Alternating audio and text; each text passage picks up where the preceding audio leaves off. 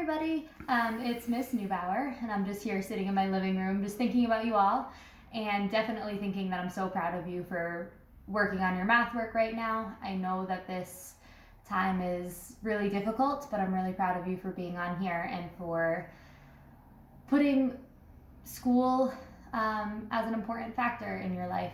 I hope that your families are safe, and reach out to me if you have any questions about this lesson. So today, this is lesson number 4. Make sure that the top of your paper says lesson number 4, solving systems with substitution. If it does not, then you're on the wrong video, or at least on the wrong page. So please make sure you are following along on the right part. Okay, so when we think about the word substitution, a word that might come to mind is replace. So what we're really going to try and do in the math world is we're going to try and take a letter and replace it for something else. But an easy way to think about that is thinking of a substitute teacher. A substitute teacher replaces your teacher. It goes in their place just for that short period of time, just for that one day, and then things might go back to normal. So we're going to do this next example together. Okay, so our first example is the system of equations y equals -2 and y equals 2x plus 4. Remember, a system of equations are just 2 or more equations that work together. So with substitution, we want to start by labeling each equation number 1 and number 2. That is really just something that I like to do to keep myself organized so I know what I'm doing. Step 2, identify which letter you have alone. And what I mean by alone is all by itself on one side of the equal sign. So actually this example is really nice because we have a y by itself in both situations. However, in this first example, you see that it just says y equals -2. So what we're actually going to do for step 3 is we're going to take that -2 and we're going to replace it for the y in the other equation. So step 3 is going to say, instead of saying this y, we're going to write it as -2 equals 2x plus 4. From there, all we have to do is continue going through to solve for x. We know what y is, and we just combined our equations to make it a nice equation where x can get by itself. So we'll subtract 4 from both sides. We'll get -6 equals 2x. And then from there, we're going to divide by 2. When I divide -6 by +2, I get -3 equals x. So now I have a situation where I have a number for y and I have a number for x, which is exactly what I want to do with the system. So my solution, we're going to write it as an x comma y, or a coordinate point. My x is -3 and my y is -2. So my solution to example 1 is -3, -2. Now I want you to take a few minutes and try these 2 problems right here. Pause the video. Great, good job. If you tried this problem, what you should have gotten for an answer is 1, 2. So I'm hoping that you got that one right. And for this second one, what you should have gotten for an answer is -2, +2. If you didn't get either of those answers, please pause the video now, go back and rewatch example 1 and try it again. It's really important that we understand this before we move on to the next step. But if you're good, we're going to move on to example 2. In example 2, you'll notice that the steps are exactly the same. The equations are different, so we might have a little extra work to do.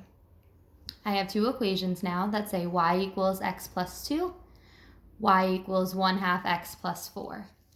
Again, I'm going to label them 1 and 2, just so I remember and can keep them straight.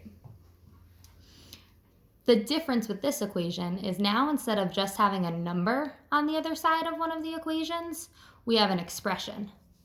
But the process is still going to stay the same. I'm going to take this x plus 2, and replace it for the y in the other equation. So in my step 3, combining the equations, I'm going to take this x plus 2 from that first equation and write it with the other side of my second equation, 1/2 x plus 4. I'm going to continue this process to solve for x. I have an x on both sides, and I really want to get them together. So I'm going to subtract the 1/2 x. Over here that will go away. And 1x minus 1/2 x is still 1/2 of an x. So we have 1/2 x plus 2 equals 4. I'm going to subtract 2. I end up with 1/2 x equals positive 2. And I know to get rid of that 1/2, I need to multiply by 2. There are a lot of 2's in this problem. So I multiply both sides by 2, and I end up with x equals 4. So perfect, I got one of my letters alone. And now I need to complete step 4. Well, I finished part 1 of step 4, and now I have to go back and do part 2, because again, I need a number for my y. So I'm going to take my equation 1 again. I know now that x equals 4. So all I have to do is replace the 4 for x. Or really, I'm going to substitute it. And I get y equals 6. So my solution, again, as an x comma y, is going to be 4 comma 6. Now I want you guys to try this problem 1 and problem 2. You're going to set these equations equal to each other and solve for the letters. Pause the video here and give it a try. Yay, I'm happy you paused it and tried it. Hopefully for this one, number 1, you got -1 comma -1. Both the x and y were -1. And for problem 2, you should have gotten an x equals 2 and y equals 1, or 2 comma 1. Again, if you didn't get either of those right, go back, watch the example again, and give it another shot. But if you're good, we're going to flip the paper over to example 3. This one is the last one. Now, the 2 examples before both had our y values alone. We had y equals something else. But in all of those cases, it could have been x is alone too. And that's what we'll see here. In this third example, we have x equals y plus 2. And we have 3x plus y equals 14. So the equations are set up a little bit differently, but again, the process is still the same.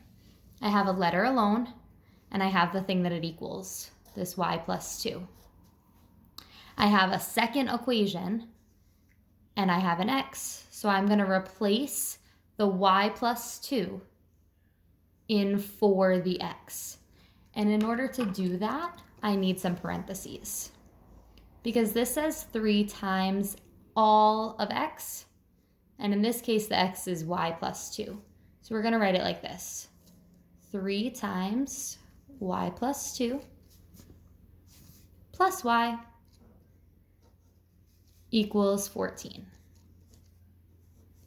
So that's step 3 of combining the equations. We replaced the y plus 2 for the x in equation 2. And now we need to solve. So if I have a number outside of the parentheses, I'm going to use the distributive property. And so I'm going to say 3 times y is 3y.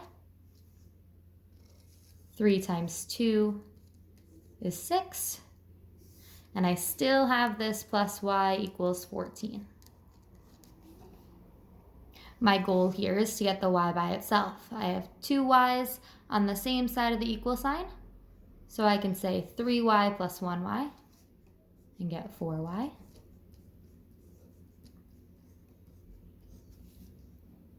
I have 4y plus 6 equals 14. So I'm going to subtract 6.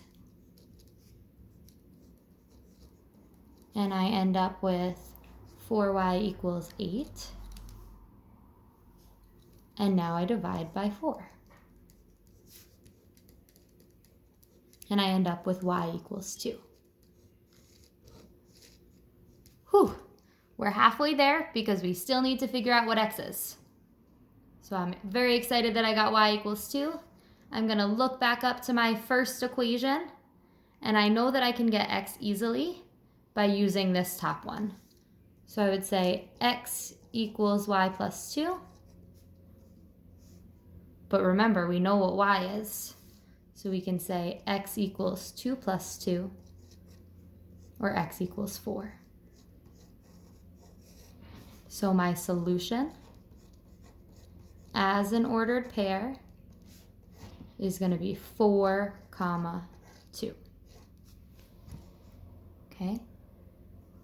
I would love for you to take an opportunity to try problems number 1 and 2 of this kind of substitution. Hang on a second and I will make sure to give you, press pause and then come back. Hopefully you gave these two problems a chance to try them out. And if you tried number 1, the correct answer is 8, -3. So x will be positive 8, y will be -3. And for this one got a little funky because there were decimals. So if you got decimals, that's an okay thing. X should have been 7.5 and y should have been 10.5. So if you didn't get either of these right, please, please, please go back up to example 3, rewind the video and look through this example again. Or if you're like super lost and you really don't know what to do, down here on the paper are 2 other links that you can go to that give a different explanation. So it's not me, it's not one of your teachers, but it's another video that's online. Okay, so thank you so much for listening to this video. I've given you 3 examples. I'm hoping that you went through and you made sure that you understand how to do all 6 U-Try problems. If you didn't, please rewatch the video. Look at those other links that are on the paper, talk to your teacher, send them a remind, send them an email, whatever you need to do to feel confident in this. And then at the end, there are some different practice problems. So it is really important that you're feeling good. We want you to feel really ready and prepared with this lesson before you move on to the next one. So please, please, please reach out if you have any questions, but give yourself a chance to try those practice problems. And we look forward to hearing from you. Bye.